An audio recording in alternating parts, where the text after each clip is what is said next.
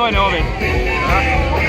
Sieltä pääsee. Tossa oli palohälytin soi, niin ei pääse jenkeinen sisällä. Me joudun tätäkin mennä tonne. Eli käännyn ympäri. Mennään mä käännän sua tästä. Oho, sori, mä yritin väärää tyyppiä.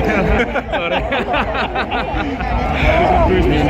No, ei tossa vähän hankala kaatuu tässä kyllä. Koko pinneet se on ollut. Mä näyttää Tuomas Kallion terveiset, että on vähän liikaa ihmistä. No ehkä vähän joo. Eilen oli vähän samanlainen tilanne tässä.